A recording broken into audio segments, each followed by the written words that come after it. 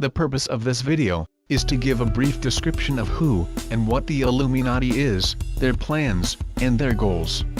Also to give a description of how the Illuminati is fulfilling biblical prophecy. Before just dismissing all of this information as just another conspiracy theory, please watch with an open mind, and pray that God will reveal the truth to you. Ephesians 6:12. For we wrestle not against flesh and blood, but against principalities, against powers, against the rulers of the darkness of this world, against spiritual wickedness in high places. The Illuminati conspiracy theory claims a super-secret society has penetrated governments, finance, science, business, and the entertainment industry with one goal in mind: world domination. For Christians, the seemingly far-fetched idea may hold a grain of truth from the book of 1 John. John mentions the coming of the Antichrist, a charismatic leader who will take control of the world's governments and rule for 42 months. Many who study Bible prophecy say the Illuminati are laying the groundwork for the Antichrist. Conspiracy theories abound. Some speculations links everything from wars to depressions, music to TV commercials to the Illuminati's overall plan to pacify people for the gradual takeover. The secret Illuminati Society was started in 1776 in Bavaria by Adam Weishaupt, a professor of canon law at the University of Ingolstadt. Weishaupt patterned his organization on the Freemasons, and some say Illuminati infiltrated that group. Revelation 3:9. Behold, I will make them of the synagogue of Satan, which say they are Jews, and are not, but do lie. Behold, I will make them to come and worship before thy feet, and to know that I have loved thee. In 1784 an act of God placed the Bavarian government in possession of evidence which proved the existence of the continuing Luciferian conspiracy. Adam Weishaupt, a Jesuit-trained professor of canon law, defected from Christianity, and embraced a Luciferian ideology while teaching in Ingolstadt University. In 1770 the moneylenders who had recently organized the House of Rothschild, retained him to revise and modernize the age-old protocols designed to give the synagogue of Satan ultimate world domination so they can impose the Luciferian ideology upon what remains of the human race, after the final social cataclysm, by use of satanic despotism. Weishaupt completed his task May 1, 1776. Jennifer, thanks. Hollywood is about to unleash another blockbuster, Angels and Demons, from the same guy who brought you the Da Vinci Code. The story exposes a secret society called the Illuminati, but this shadowy group has a very real secret that stretches all the way to Arizona. Investigative reporter Tammy Leitner brings us a story of money, murder, and mystery right here in the Valley. We are under attack from an old enemy. Fine, Professor London. The race to save the Vatican and all of humanity from the clutches of the Illuminati is great fiction on the big screen. But the powerful organization is no myth. The Illuminati do exist. Our modern Illuminati mystery brings us to the most unlikely of places, Sun City, the quintessential retirement community. And among the retirees, a man with a secret. Paul Marcinkus was once a papal guard, an archbishop, and president of the Vatican Bank. Oh no, he knew quite a bit. And what Marcinkus knew is at the center of a conspiracy theory that has endured for decades. Attorney Jonathan Levy has been locked in a legal battle with the Vatican Bank for years. He says Marcinkus is the central figure in the mysterious death of this man, Roberto Calvi. Calvi, like Marcinkus, was an Italian banker. They very well were the Illuminati, at least in Italy. Powerful people behind the scenes operating in secrecy. In 1982, Calvi was found hanged from the Blackfriars Bridge in London. It was staged to look like a suicide.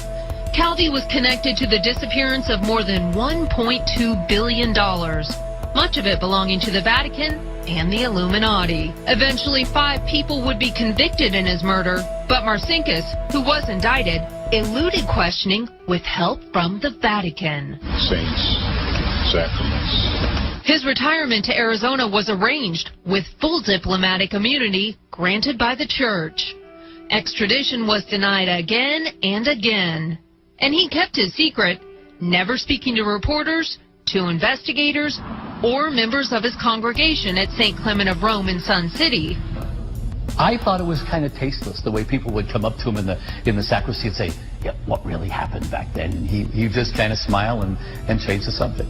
Decades of whispers were silenced forever with the death of Marcinkus in his home 3 years ago. Do you think the secret dies with him? I mean, I think he was a true foot soldier of the church, and that we'll stand a much better chance of finding out about the Kennedy assassination. We did ask the Phoenix Archdiocese to talk to us about Marcinkus, but they refused, releasing only this statement. Those priests who knew him in his retirement are not going to go on camera and speculate about rumor and innuendo that they know nothing about. And so the mystery endures. I'm Tammy. The plan required the destruction of all existing governments and religions. This objective was to be reached by dividing the masses into opposing camps in ever-increasing numbers on political, racial, social, economic and other issues. The opposing sides were then to be armed, and an incident provided which would cause them to fight and weaken themselves as they destroyed national governments and religious institutions. In 1776, Weishaupt organized the Illuminati to put the plot into execution. The word Illuminati is derived from Lucifer and means holders of the light. Using the lie that his objective was to bring about a one-world government to enable men with proven mental ability to govern the world, he recruited about 2,000 followers. These included the most intelligent men in the field of arts and letters, education, the sciences, finance and industry. He then established the lodges of the Grand Orient to be their secret headquarters. Because Britain and France were the two greatest powers at the end of the 18th century, Weishaupt ordered the Illuminati to foment the colonial wars to weaken the British Empire and organize the Great Revolution to weaken the French Empire. The latter he scheduled should start in 1789. A German author named Zwack put Weishaupt's revised version of the age-old conspiracy into book form and named it Ionid's Original Scripton. In 1784, a copy of this document was sent to the Illuminists Weishaupt had delegated to foment the French Revolution. The courier was struck dead by lightning as he rode through Ratisbon on his way from Frankfurt to Paris. The police found the subversive documents on his body and turned them over to the proper government authorities. After careful study of the plot, the Bavarian government ordered the police to raid Weishaupt's newly organized lodges of the Grand Orient and the homes of some of his most influential associates. Additional evidence thus obtained convinced the authorities the documents were a genuine copy of a conspiracy by which the Synagogue of Satan, who controlled the Illuminati at the top, planned to use wars and revolutions to bring about the establishment of one kind or another of a one-world government, the powers of which they intended to usurp as soon as it was established. What is at stake is more than one small country. It is a big idea, a new world order, where diverse nations are drawn together in common cause to achieve the universal aspirations of mankind: peace and security, freedom, and the rule of law. From 1945 and the end of the war through 1989 and the end of the Cold War, we had a worldview. Republican and Democratic presidents alike, from Harry Truman to George Bush, stood for freedom and stood for certain propositions that would make America strong and healthy and grow the middle class and shrink poverty and stand against communism. And after 1989, President Bush said, and it's a phrase that I often use myself, that we needed a new world order, and instead it looks like we got a lot of disorder. And we still, and after 9/11, we've been more sensitive to the disorder. When our founders declared a new order of the ages, when soldiers died in wave upon wave for a union based on liberty, when citizens marched in peaceful outrage under the banner Freedom Now. They were acting on an ancient hope that is meant to be fulfilled. The way we're going to win over the long term is not just militarily. We've got to win over hearts and minds. And what that means is we've got to invest in countries that have no educational infrastructure, have no means for young people to get ahead. We've got to give them a stake in creating the kind of world order that I think all of us would like to see. In 1785, the Bavarian government outlawed the Illuminati and closed the lodges of the Grand Orient. In 1786, they published the details of the conspiracy. The English title is The Original Writings of the Order and Sect of the Illuminati. Copies of the conspiracy were sent to the heads of church and state. The power of the Illuminati was so great that this warning was ignored, as were the warnings Christ had given the world. Jude 1:4. For there are certain men crept in unawares, who were before of old ordained to this condemnation, ungodly men, turning the grace of our God into lasciviousness, and denying the only Lord God, and our Lord Jesus Christ. The Illuminati went underground. Weishaupt instructed his Illuminists to infiltrate into the lodges of Blue Masonry and form a secret society within secret societies. Only Masons who proved themselves internationalists, and those whose conduct proved they had defected from God, are initiated into the Illuminati. Thus the conspirators used the cloak of philanthropy to hide their revolutionary and subversive activities. In order to infiltrate into Masonic lodges in Britain, Illuminists invited John Robison over to Europe. He was a high-degree Mason in the Scottish Rite Professor of Natural Philosophy at Edinburgh University, and Secretary of the Royal Society of Edinburgh. John Robison did not fall for the lie that the objective of the One-Worlders was to form a benevolent dictatorship. He kept his reactions to himself, however, and was entrusted with a copy of Weishaupt's revised conspiracy for study and safekeeping. Because the heads of church and state in France were advised to ignore the warnings given them, the revolution broke out in 1789. In order to alert other governments to their danger, in 1798 John Robison published a book, entitled Proof of a Conspiracy to Destroy All Governments and Religions. But his warnings have been ignored, as were the others. In 1829, the Illuminati held a meeting in New York which was addressed by a British Illuminist named Wright. Those in attendance were informed that the Illuminati intended to unite the nihilist and atheist groups with all other subversive organizations into an international organization to be known as communism. This destructive force was to be used to enable the Illuminati to foment future wars and revolutions. Clinton Roosevelt, a direct ancestor of FDR, Horace Greeley, and Charles Dana were appointed a committee to raise funds for this new venture. The fund they raised financed Karl Marx and Engels when they wrote Das Kapital and the Communist Manifesto in Soho, England. In 1830, Weishaupt died. He carried the deception that the Illuminati was dead to his own deathbed where, to convince his spiritual advisors, he pretended to repent and rejoin the church. According to Weishaupt's revised version of the age-old conspiracy, the Illuminati were to organize, finance, direct and control all international organizations and groups by working their agenda into executive positions at the top.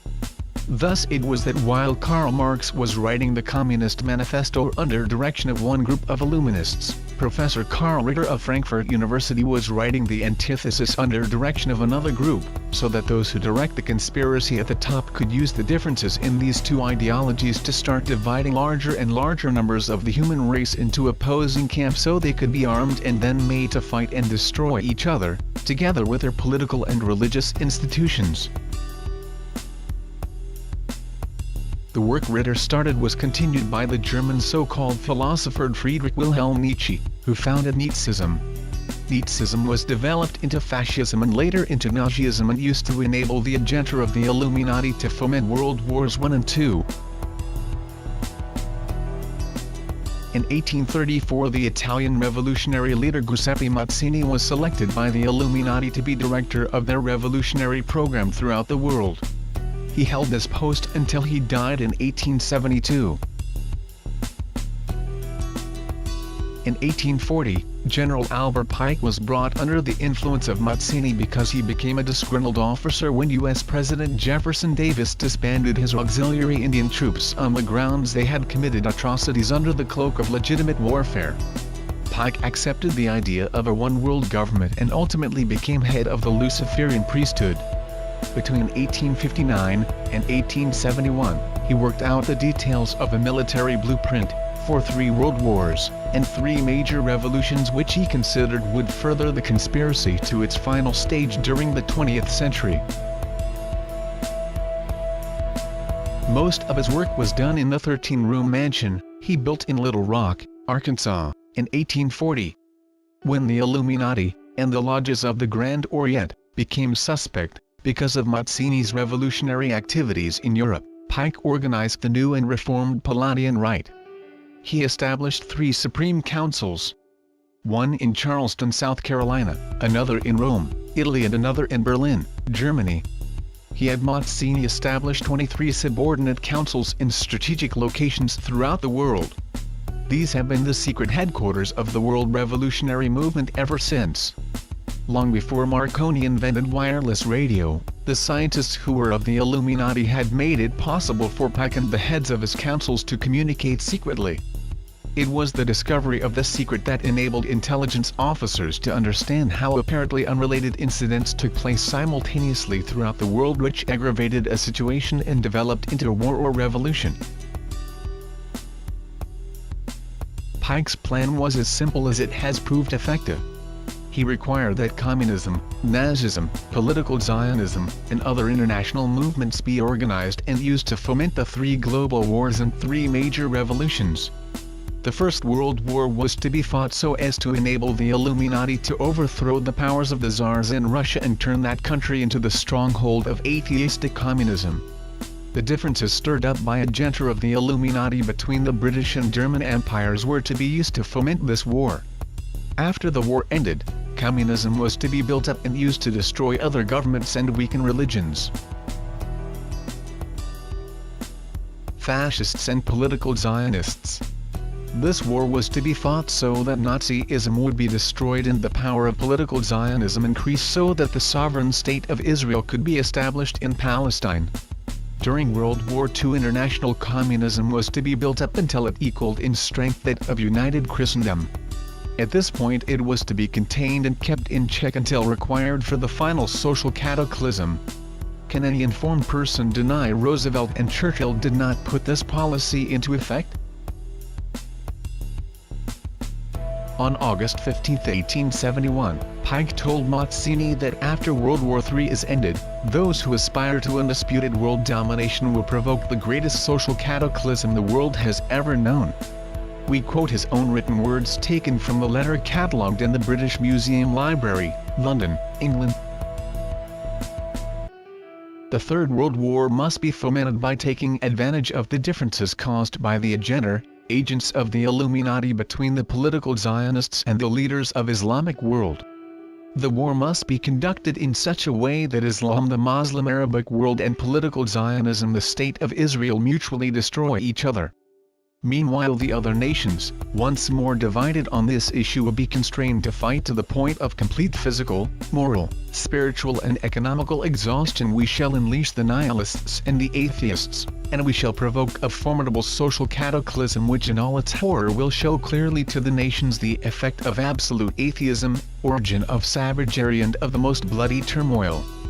Then everywhere, the citizens, obliged to defend themselves against the world minority of revolutionaries, will exterminate those destroyers of civilization, and the multitude, disillusioned with Christianity, whose deistic spirits will from that moment be without compass or direction, anxious for an ideal, but without knowing where to render its adoration, will receive the true light through the universal manifestation of the pure doctrine of Lucifer, brought finally out in the public view.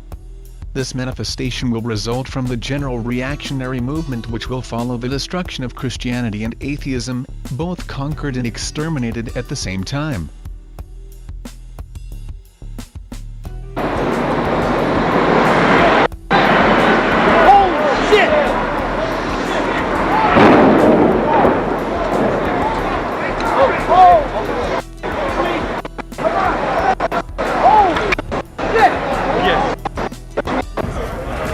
This just in, you are looking at obviously a very disturbing live shot there. That is the World Trade Center, and we have unconfirmed reports this morning that a plane has crashed into one of the towers of the World Trade Center. The plane was coming in. I noticed it a second before it hit the building. It looked like it was moving slowly, and it lined itself up to hit the building directly. The doorman goes to me, wow, I never seen a plane flying so low. And we looked out at it, all of a sudden, boom, it seemed like it wasn't even real. I'd say the whole takes about, looks about 6-7 floors were taken out. And there's more explosions right now. Hold on, people are running. Hold on just a moment. We got an explosion inside. The building's exploding right now. You got people running up the street. Okay. I'll tell you what's going on. Since the terrorist attacks of September 11, 2001, world events in the Middle East show a growing unrest and instability between Jews and Arabs. This is completely in line with the call for a third world war to be fought between the two, and their allies on both sides. This third world war is still to come, and recent events show us that it is not far off. The coming World War III, pre-tribbers think it's the Gog and Magog War, is being set up, as Pike and his demons told him, to mess up the Christians who thought the World War III and rapture would take place, would be deceived, and lose all hope in Christianity, and the rest is going to be history, as we are under judgment. In these last days, great deceptions are in abundance.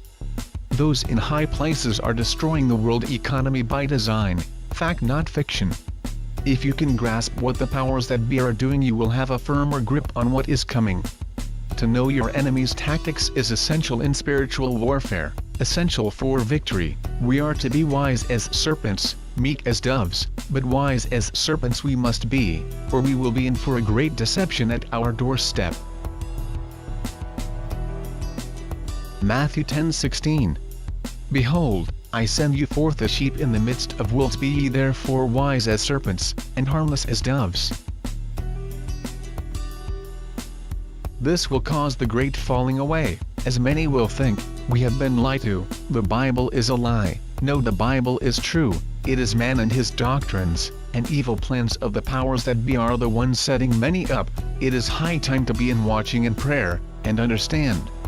Political Zionist formed World War II, to the exactness, and the planned political Zionist, wiped out and Muslims wiped out. The last part will never happen, to rid the world of Christianity. This will never happen, but the greatest deception of all time stands at the door. Are you ready? Are you awake? Do you now see this evil plan, and the Lord using evil nations and men as his rod of correction? I hope by now your eyes are opened. If not, it is high time to awake from slumber and put on the full armor of Christ, and stand on the sure word of the Holy Bible. It's now or never. Hollywood filmmaker Oliver Stone has said Western bankers enabled Hitler to carry out his atrocities during World War II. And economist Max Kaiser says similar schemes still go on today, and he claims U.S. banks finance terrorists as well as Wall Street bonuses. Well, it's no secret that corporations in the U.S., like Coca-Cola, of course, created the Nazi beverage Fanta, Orange Fanta, which was for Nazis. IBM was responsible for all the calculation of all the serial numbers that was used to tag the prisoners that ended up in the concentration camp. So American J.P. Morgan was playing both sides of the war at that time. Just like J.P. Morgan and Goldman Sachs play both sides of the war today. They're financing the mercenaries and the terrorists in various countries, just like they're financing the bonuses on Wall Street. They're arbitrageurs. They have no sovereignty. They have no country they're affiliated with. They're amoral. They're just eunuchs plowing through the cyberspace of money, looking for, you know, like a sloth, looking like a slug, looking for salt. They're just they're not even human. While the general public has been led to believe that communism is a movement of the workers to destroy capitalism, the book Pawns in the Game proves that both British and American intelligence officers obtained authentic documentary evidence which proved that internationalist capitalists operating through their international banking houses had financed both sides in every war and revolution fought since 1776. There is plenty of documentary evidence to prove that Pike, like Weishaupt, was head of the Luciferian priesthood in his day. In addition to the letter he wrote to Mazzini in 1871, another he wrote to the heads of his Palladian councils on July 14, 1889, fell into hands other than intended.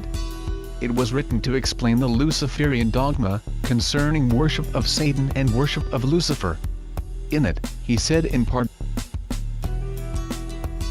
"That which we say to the crowd is we worship God. But it is the God that one worships without superstition. The religion should be, by all us initiates of the high degrees, maintained in the purity of the Luciferian doctrine. Yes, Lucifer is God.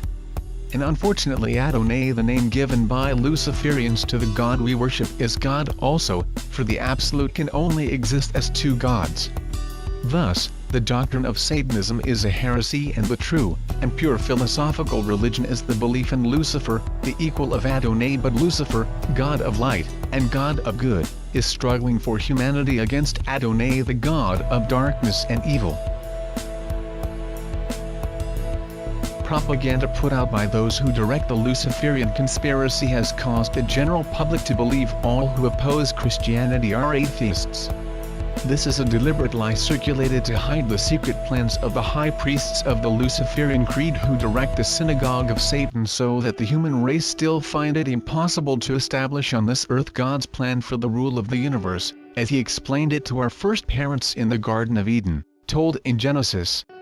The high priests of the Luciferian creed work from the darkness. They remain behind the scenes. They keep their identity and true purpose secret, even from the vast majority of those they deceive into doing their will and furthering their secret plans and ambitions. In 1925, His Eminence Cardinal Caro Y. Rodriguez, Archbishop of Santiago, Chile, published a book, The Mystery of Freemasonry Unveiled, to expose how the Illuminati, the Satanists, and the Luciferians had imposed a secret society upon a secret society. He produces a great deal of documentary evidence to prove that not even 32nd and 33rd degree Masons know what goes on in the lodges of the Grand Orient and Pike's New and Reformed Palladian Rite and the affiliated lodges of adoption in which female members of the conspiracy are initiated. On page 108 he quotes the authority Marjota to prove that before Pike selected Lemmy to succeed Mazzini as director of the World Revolutionary Movement, Lemmy was a rabid and confirmed Satanist. But after he had been selected, he was initiated into the Luciferian ideology. Some of us are against the Illuminati, and we are against the Illuminati at our own detriment. When people are against the Illuminati, then they get punched in the face all the time. The press hates them, and nobody likes them. Video Cat Williams has had a controversial visit to Seattle the past few days, and tonight we all love Dave Chappelle. Exactly. Dave Chappelle has never been a part of the Illuminati. They don't want him or me or people like us.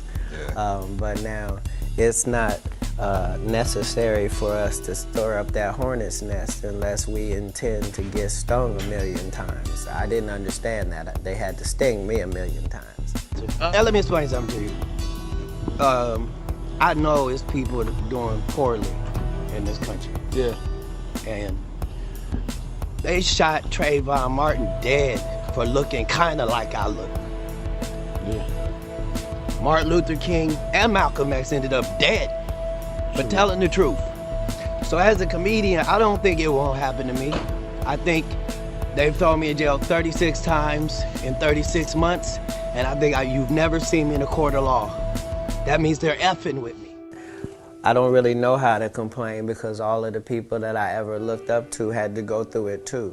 So I know how much they talked about Martin Luther King, and I know what they end up doing to him. I know this same story about Jesus and a few of my uncles. So now I know that if your mouth is really, really big and you try to tell the truth for a living and you like to air people out, hatred is coming your way. America ain't about what the fuck happens to you.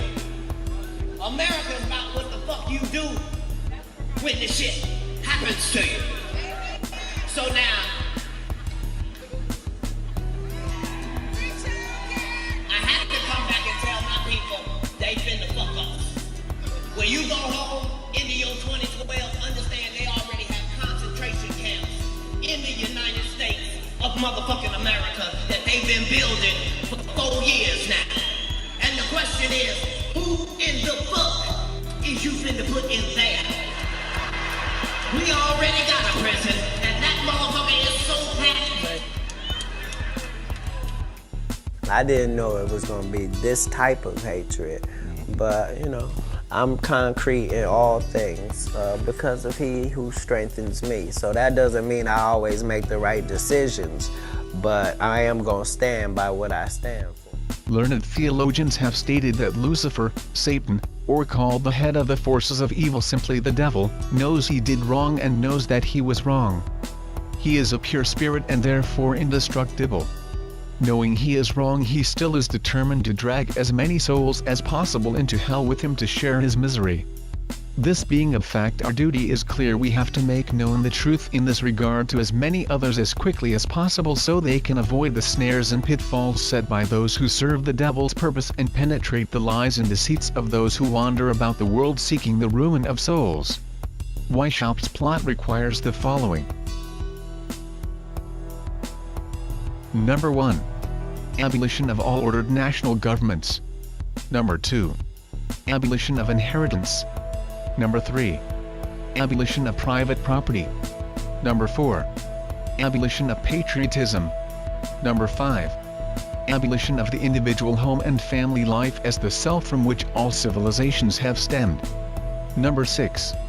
Abolition of all religions established and existing so that the Luciferian ideology of totalitarianism may be imposed on mankind.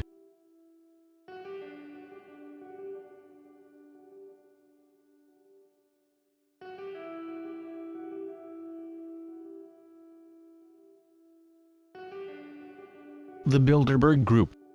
A yearly secret meeting of the world's leading politicians, media moguls, business titans, bankers, and royalty, who discuss and dispense their agenda for the coming months and years. According to a report in WorldNet Daily, some of the richest men and women in the world met secretly in New York recently. When the world's wealthiest individuals hold secret meetings, it's time to pay attention. In 1910, the 6 wealthiest men in the world met at Jekyll Island, Georgia. That meeting resulted in the creation, 3 years later, of the largest criminal enterprise ever devised, the Federal Reserve, so-called. Judging from the list of participants, the recent meeting in New York may result in something even more monumental. The London Times identified them as Bill Gates, David Rockefeller, Ted Turner, Oprah Winfrey, Warren Buffett, George Soros, and New York Mayor Michael Bloomberg. Based on the Forbes magazine list of billionaires, the room had a net worth of about $120 billion. With all the bailout figures we've heard recently, it doesn't sound like that much. Believe me, it is. $120 billion is about equal to the annual budget for all of New York State, from New York City to Buffalo, and everything in between.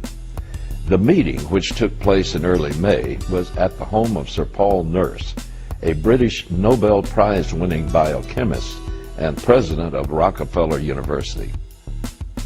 Microsoft's founder, Bill Gates, called the meeting.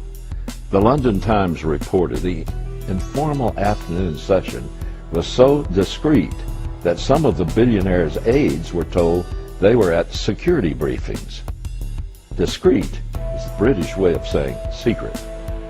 I do not believe that it is coincidental that this meeting came only a couple of weeks after another super secret and more powerful group met in the secrecy in Greece, the Bilderberg Group.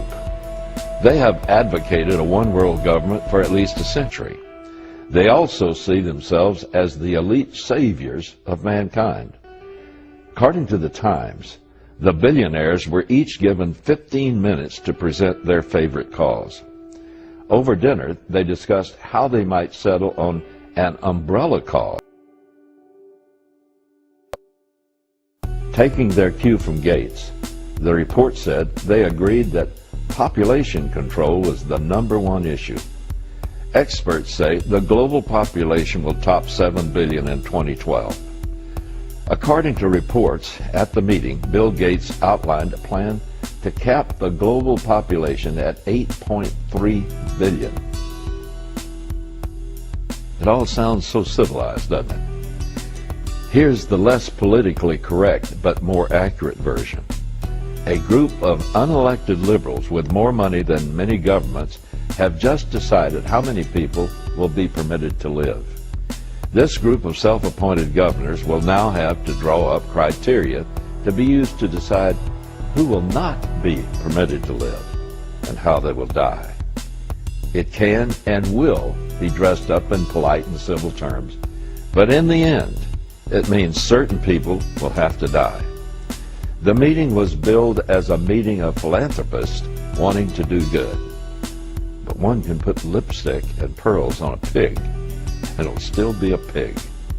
In the final analysis, there's only one way to cap a population, by deciding who's permitted to live, and who, for the good of all, must die.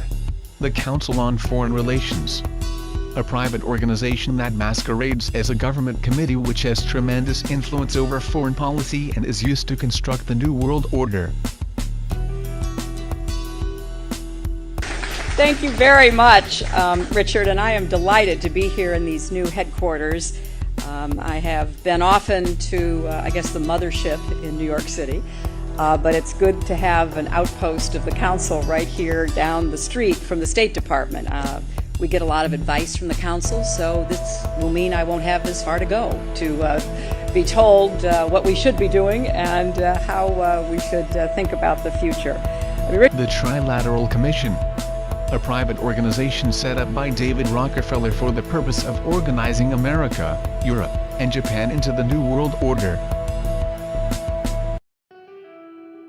But the Council on Foreign Relations, I thought, was really a fascinating organization. And of course, a lot of people have always raised that question, what about the Trilateral Commission? And they look upon the thing as almost as if it's this conspiracy to snuff out civilization. Could you tell us about the Trilateral Commission? Yes, I'd be glad to. I say it is very dangerous, with my tongue in cheek, to say the least. But it is true that some groups have said that it was very dangerous. In point of fact, it was an organization that I had a hand in starting at a moment when I felt very concerned that when Japan was becoming a major power in the world, that the Japanese people, leaders of their business and important parts of the Japanese economy, had very little contact with people in the United States and Europe. It seemed to me, as it emerged as a major power of the world, it was very important that Japanese leaders should have a knowledge and an understanding of their counterparts in other parts of the world.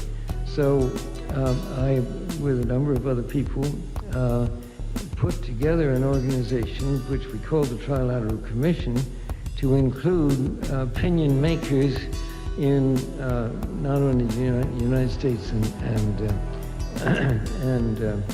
Europe, but also Japan, so that Japanese leaders, not necessarily top government leaders, but opinion makers, would have a chance to become acquainted with their counterparts.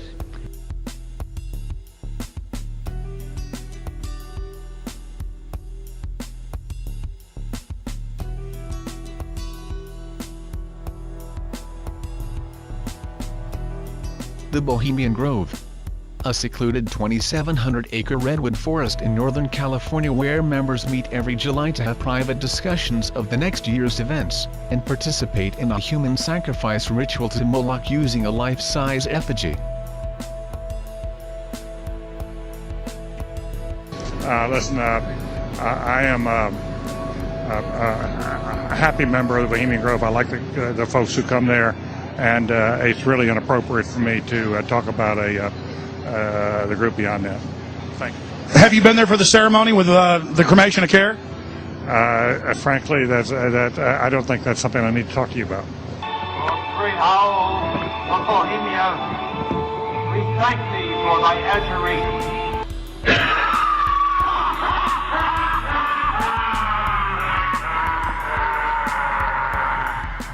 Have you been there for the ceremony with the cremation of care? Frankly, I don't think that's something I need to talk to you about. Really? That's right. Well, I'm Alex Jones, and I snuck in there in 2000. I'm the guy that blew it wide open and got the video. It's been on national TV. Well, I disrespect you for that. You do? I do. But there's a lot of big public officials going in there. Don't we deserve to know? You took I don't know anything about you, and I don't know anything about your film. But if you go in there with an understanding, you violated that understanding by releasing that film, and I don't respect you for that. Really? But we have public officials. I'm sorry. You took an understanding when you went in there that you would not do that film. And did you have an understanding when you went in there? No. Did you crash it? Yes. Yeah, and it has no trespassing signs there too, doesn't it? No, they put them up after. Oh, I'm sorry. I'm sorry, sir. I've been there before. I know what the circumstances are, and I'm sorry you violated the understandings. That was not a gentlemanly thing to do. But what about the ritual? Is the ritual genuinely?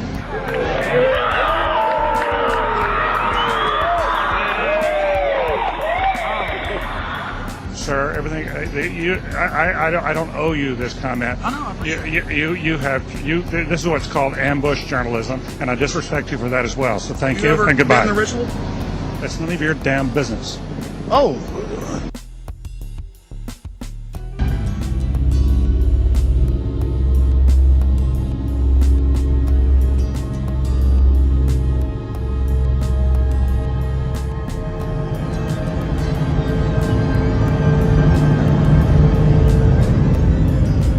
The Federal Reserve, a private bank that most Americans think is a government agency simply because of its name. The bank controls the money supply, interest rates, and loans money to the federal government for interest. At least you're getting back to the point where you can start to look at fundamentals, and that's good news. What happened? I think you're in a liquidation phase. I think Kirsten had it exactly right. I think there's a bunch of wrong-footed moves by Hank Paulson and the Illuminati of the country, if you will, and I think we're paying for it right now. What? Freemasonry, a fairly well-known global secret society in the form of a men's fraternity which is harmless on the lower levels, but within the cloak of secrecy at the top, members are intimately involved with nefarious occult activities and worship Lucifer. Lucifer, what is your problem? Just that, sir. Okay. I'm a Christian, sir. I'm pure and virtuous and wholesome and innocent. How can you say anything bad about me? Sir, you need to be born again. I am born again. Now, did you just say that you were Lucifer? I am Lucifer. Okay, define Lucifer for me. Pure, virtuous, wholesome, innocent individual that's out to help people. Lucifer is? Yeah. Say that again. Lucifer is a pure, holy... Virtuous. Virtuous. Now, is he the Lucifer that God created?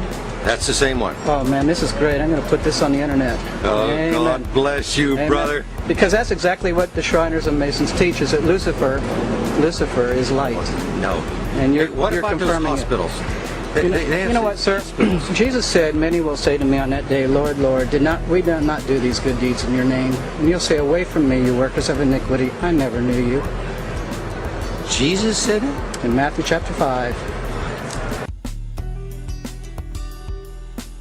So you're a Christian and you don't know that. Actually, no, I really am. You are. Because I'm pure and virtuous. You're pure and virtuous, okay, yeah. Mm-hmm. In other words, you're perfect without Jesus, right? No. Okay, tell me about Jesus. Who is Jesus? Well, he's my leader. Is he the Son of God? Yes, he is. Is he the only worshipful master? Yes. Have you ever been called worshipful master? No, because I've just been too busy. I've been working. Working? Been working to help people. What like kind you. of work? Okay. Get out of here. See, this is what a Mason confesses, is that Lucifer is light. Have you heard it? Skull and Bones, an elite fraternity at Yale University in Connecticut which chooses 15 new members each year and inducts them into the Illuminati with satanic rituals and pretend human sacrifices. This evening, getting under the skin of the Ivy League, those 8 old, definitely distinguished colleges that are known for their ivy-covered buildings and their sometimes superior attitudes to other colleges and universities, which often gets under the skin of people who went elsewhere.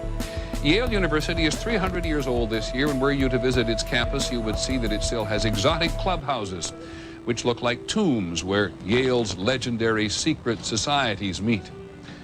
Their prestige and importance have largely evaporated, but the rituals are still a secret. And so when we heard that some enterprising characters had managed to spy on the famous Skull and Bones Society, well, we couldn't resist. Here's ABC's Dan Harris.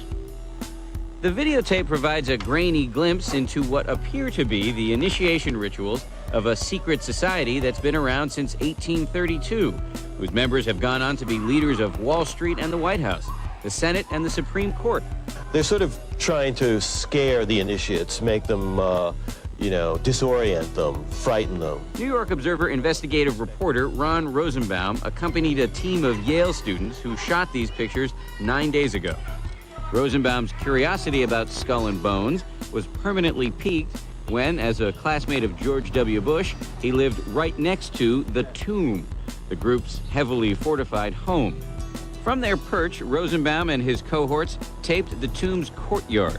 What they captured, they say, was initiates, known as neophytes, being forced to kiss a skull, then members performing a mock killing. It may look like your average fraternity nonsense, but Rosenbaum says it's not. Even though it may seem silly to us, it seems to mean something to them, and you can't argue with the success of Skull and Bones. True. Famous alums include senators John Kerry and John Chafee, to name two, cabinet secretaries such as Averell Harriman, and 3 presidents, William Taft, George Bush, and George W. Bush, who's been reluctant to talk about Skull and Bones. Does it still exist? The thing is so secret, I'm not even sure it still exists. In recent years, by many accounts, the on-campus influence and allure of Skull and Bones has waned dramatically, and there is no proof that the rituals recently caught on videotape are the same ones performed by the current president. Still, Rosenbaum says the tape is a valuable artifact, an extremely rare view into the secret society that groomed the American ruling class for generations. Dan Harris, ABC News, New York. That's our report on World News Tonight. Don't forget Nightline. The military. The Joint Chiefs of Staff, who are the head officials of each military branch, are carefully promoted and chosen for their willingness to serve the Illuminati. Secret cells committed to black ops are also under their control. By the time I was 17, this is when I was initiated as a 3rd level witch. Generically speaking, it's known as a master witch, or what's properly known as a high druid priest. This gave me automatic authority over a region. Now, a region is the governing area in which an Illuminati has full authority over. In this particular region, we had over 1,000 Illuminists within it. A year later, under orders from my bosses, and I'm going to tell you right now, I was under orders. This was not my decision. I joined the United States Army. There was an ongoing plan since the mid-60s in which the Illuminati were infiltrating military bases throughout the world. The reason they were doing this is because they wanted to gain access and control over all the forts throughout the world. Now, if you can gain access, of course, to these soldiers, let's say you set up a coven at a particular base. You recruit the people from communications, from supply, wherever. If these people are in, and they're one of you, well, because they're one of you, you have access to what they have access to. And we're talking about some very high-level secrets now. But because they were one of us, they would just bring all this stuff over to us upon demand. The Vatican. Once seen as the enemy of the Illuminati, the leadership within the Catholic Church and the secretive Jesuits have been working hand in hand with them for many years. The Pope could one day be the false prophet talked about in the Bible who will tell the world that the Antichrist is the return of Jesus. Vatican calls for Central World Bank to be set up. Pontifical Council for Justice and Peace in a document called Towards Reforming the International Financial and Monetary Systems in the Context of a Global Public Authority. Yes, they're calling for a new global economic authority and a central world bank to be run by the UN, under which Tony Blair now enriches himself around the world. I mean, to think that the Pope is coming out and saying the Vatican, oh, there should be a World Bank, because everything that's caused millions to die is centralization of financial authority in too big to fail institutions. So here you have the Vatican saying, let's create an even bigger too big to fail institution to create more murder, more assassinations, more war. This guy is completely inconsistent with anything that philosophically or theologically speaking that he says he represents. There's no connection. And CNBC Max here says it should be music to the ears of Occupy Wall Street demonstrators and similar movements around the world who have protested against the economic downturn. First of all, we are not protesting against the economic downturn. We are protesting fraud, against banking fraud. Occupy Vatican! Occupy Vatican! It's a global insurrection against banker occupation. We're not saying who cares if the economic downturn. This is economic collapse caused by financial fraud unchecked. Yeah, plus the Vatican Bank is one of the most corrupt banks in the world. It's as corrupt as Goldman Sachs and JP Morgan. It's as corrupt as HSBC. It's as corrupt as any big bank. Well, I think he was concerned about Steven Schwartzman and Lloyd Blankfein getting in on. Blankfein said he's doing God's work. Yeah. Pope's like, no, wait a minute. I got the big hat.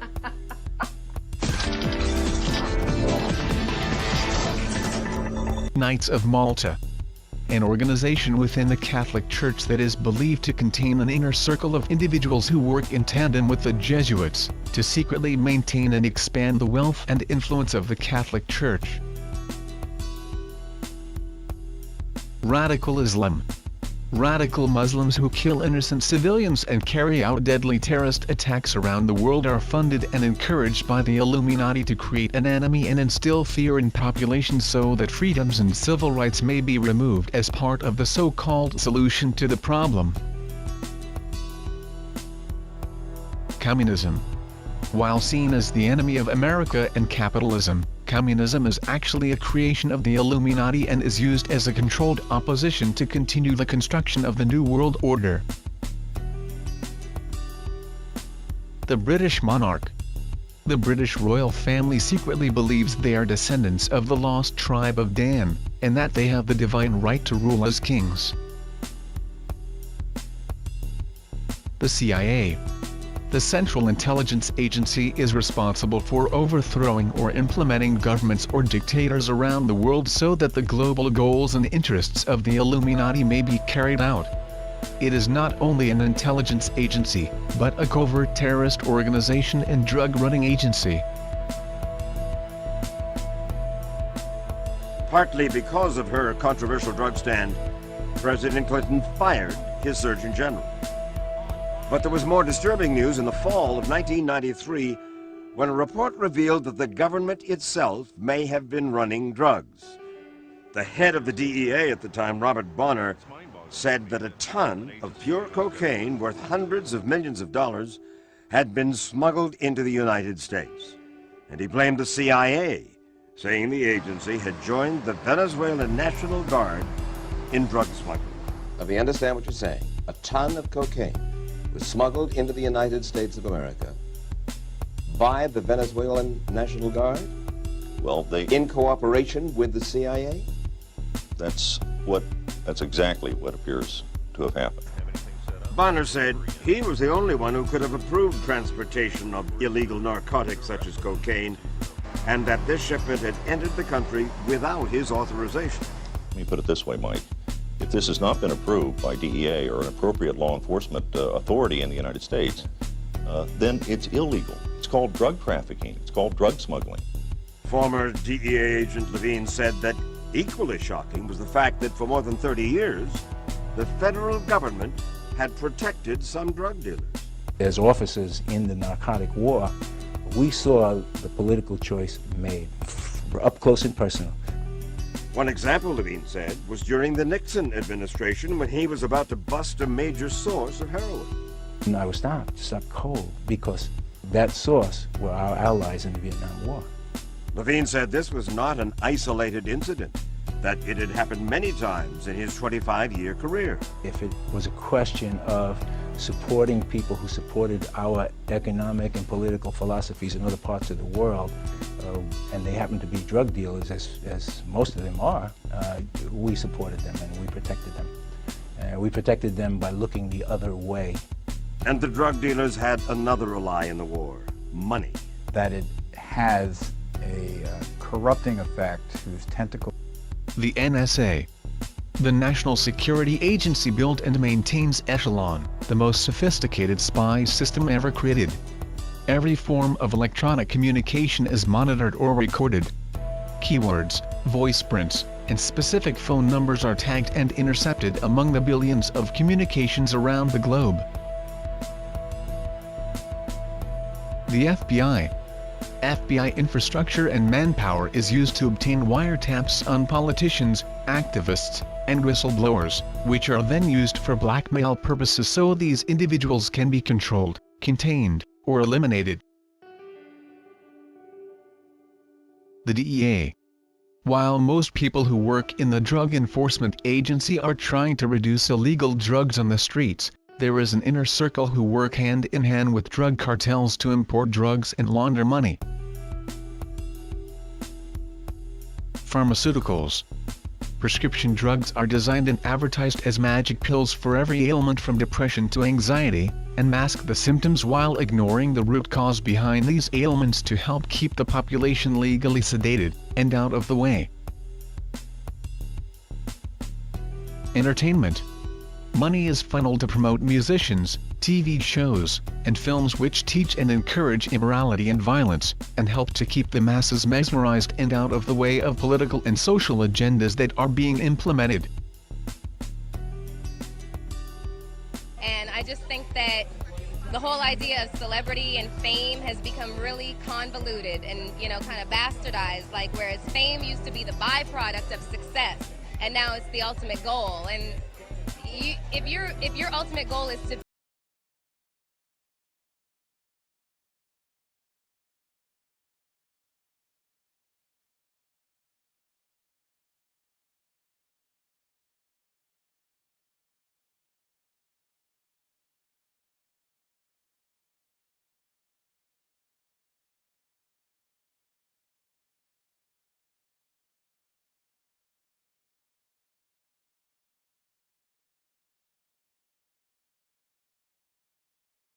I sold my soul to the devil. I know it's a crappy deal.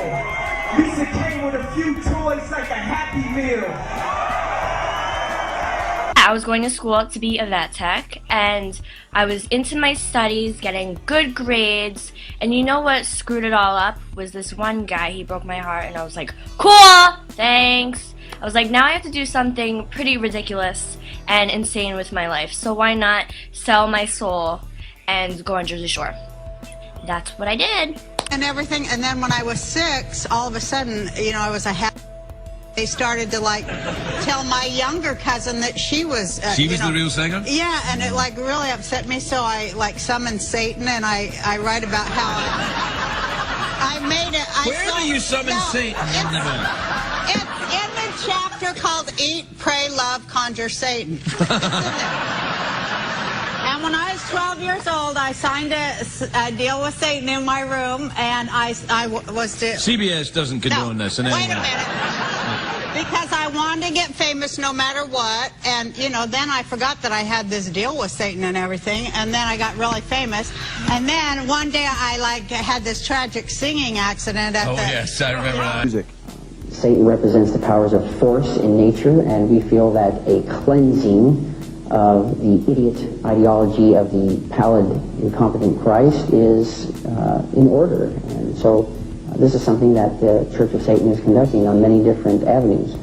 We're doing this through the use of what we have called aesthetic terrorism. This involves the creative use of art, music, writing, effectively what we call propaganda, the dissemination of information to influence what we call iron youth. The Mormon Church. This pseudo-Christian cult was founded by Joseph Smith, a 33rd-degree Freemason in 1830 based on his fraudulent Book of Mormon, and has steadily grown in wealth and size ever since. They teach and believe that Mormons are the only true Christians. Jehovah's Witnesses. Founded in the late 19th century by Charles Taze Russell, this Christian cult teaches a dramatically different doctrine than traditional Christianity, and serves as a poison to Christian theology. Rhodes Trust. Named after Cecil Rhodes, as it was written in his will, the Rhodes Scholarship is an award given by the Rhodes Trust for a student to study at the University of Oxford in England. Students who are seen as potential assets for the Illuminati and their plans are given this scholarship. The Cosmos Club. A social club founded in 1878 in Washington, D.C., whose goal is the advancement of its members in science, literature, and art. Its members have included many recipients of the Nobel Prize, Pulitzer Prize, and Presidential Medal of Freedom. Club of Rome.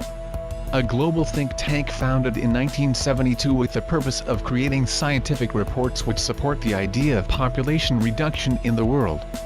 Their report Limits to Growth, which was first published in 1972, began spreading information about the Illuminati's plan to reduce the world's population. DARPA. The Defense Advanced Research Projects Agency. DARPA is an agency of the Department of Defense which develops new technology for the United States military. Some completed projects include the directed energy weapons such as the Active Denial System ADS, the High Energy Liquid Laser Area Defense System HELIDS, and the Predator drones.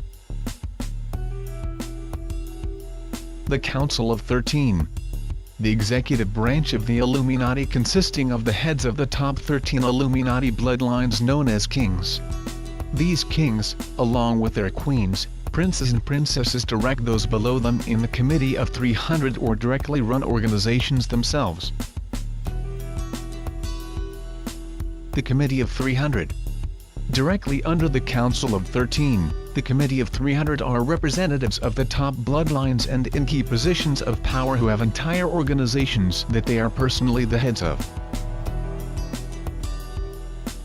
MJ-12. Also known as Majestic 12 or the Majestic Trust, this is believed by some to be a secret organization of scientists involved with research surrounding UFOs and aliens. The Priory of Zion. This alleged organization supposedly hides and protects a secret bloodline of Jesus and Mary Magdalene. The bloodline myth is, in reality, a cover story for the bloodline of what will one day give birth to the Antichrist so he can claim the divine right to rule according to the prophecy of the Old Testament with regards to the bloodline of the Messiah. Satanic cults and churches. Organizations like the Church of Satan, the Temple of Set, the Brotherhood of Saturn, the Order of the Golden Dawn, and the Ordo Templi Orientis OTO, act as recruiting grounds for entry-level occultism. United Nations. Founded in 1945 after World War II under the premise to prevent war between nations, the UN's formation began the framework for the New World Order superstate.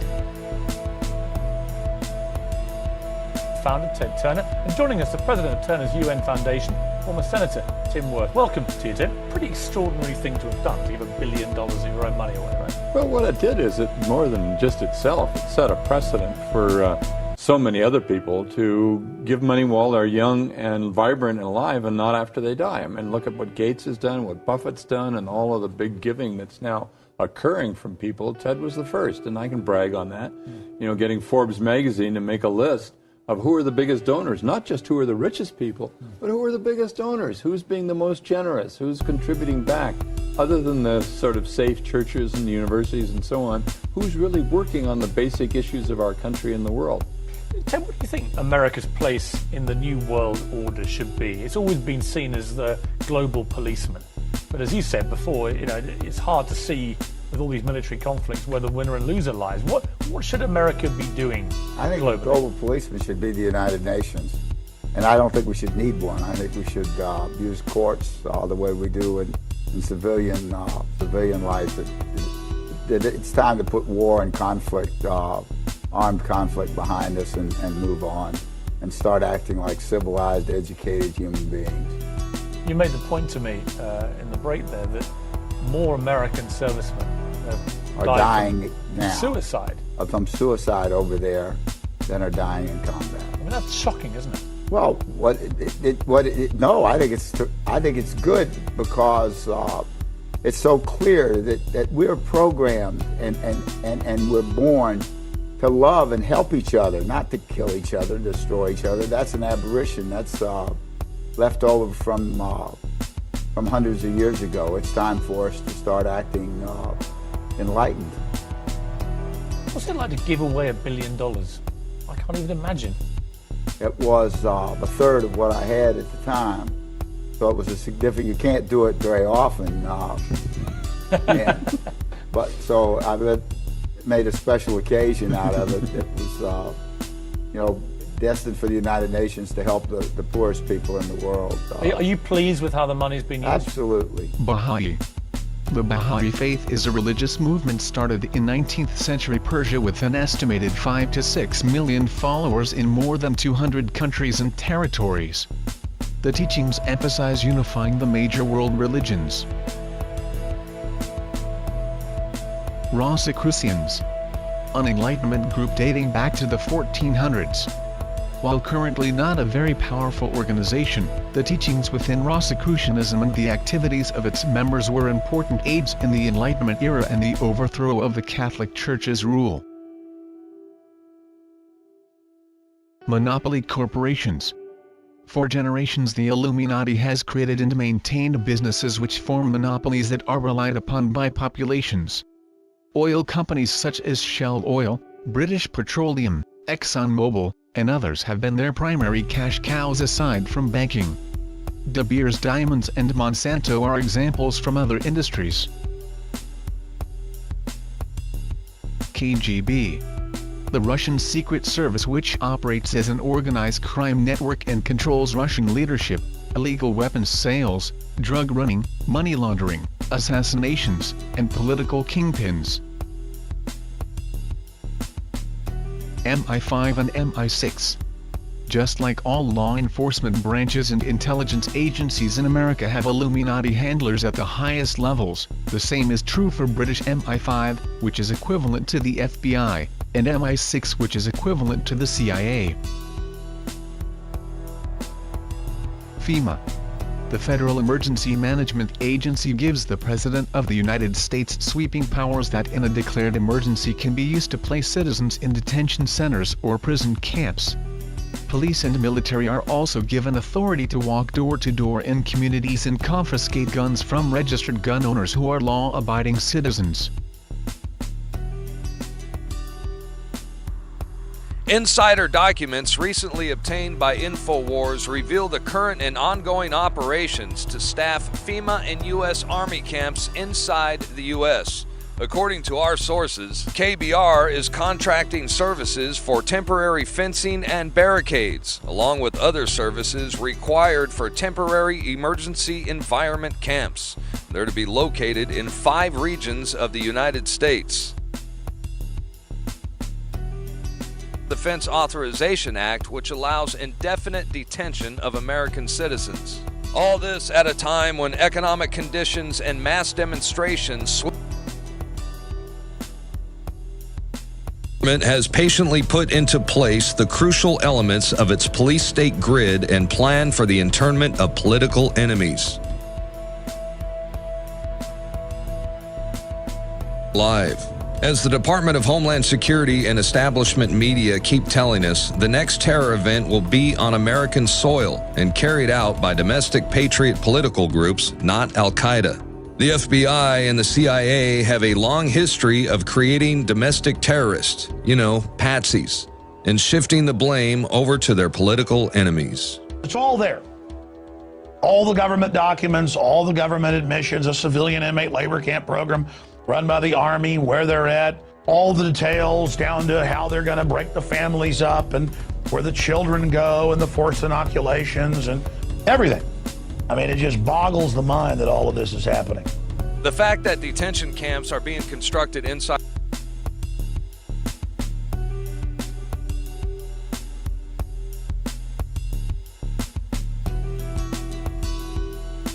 Homeland Security documents further illustrate the mindset of our federal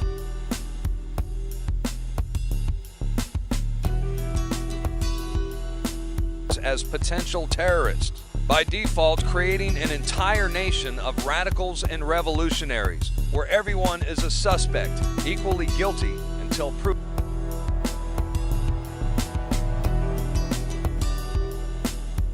Lucis Trust, originally created as Lucifer's Trust and renamed years later, the Lucis Trust is one of the premier publishers of New Age books and material. Its headquarters is located on Wall Street in New York City, just blocks away from the New York Stock Exchange. One of the most famous books from the company is Alice Bailey's Externalization of the Hierarchy, which is mandatory reading for all Illuminati members. Various other private organizations or secret societies masquerading as college fraternities exist as both recruiting grounds for Illuminati supporters, and as a private environment where networking may take place between elite businessmen, politicians, and royalty. There are several other Illuminati-controlled organizations. If you would like to know more about them, then please do your own research. 2 Thessalonians chapter 2 verses 7 through 10. For the mystery of iniquity doth already work, only he who now letteth will let, until he be taken out of the way. And then shall that wicked be revealed, whom the Lord shall consume with the spirit of his mouth, and shall destroy with the brightness of his coming, even him, whose coming is after the working of Satan with all power and signs and lying wonders, and with all deceivableness of unrighteousness in them that perish. Because they received not the love of the truth, that they might be saved. Even though there is a grand plan to merge all the countries into a one-world government, it cannot succeed without God's permission. God's plan of salvation could not be stopped by the high priests or Romans, nor will his plan for humanity be pushed aside by the workings of man. The second coming of Jesus Christ is assured by the Bible. Only God the Father knows when it will occur. Christians, in the meantime, can be certain that events will play out exactly as Scripture says. Romans 10:9. That if thou shalt confess with thy mouth the Lord Jesus, and shalt believe in thine heart that God hath raised him from the dead, thou shalt be saved. Thank you for taking the time to watch this video. Please subscribe to the channel, and like us, and follow us on Facebook and Twitter. We need all the support we can get. Remember, Jesus saves. God bless.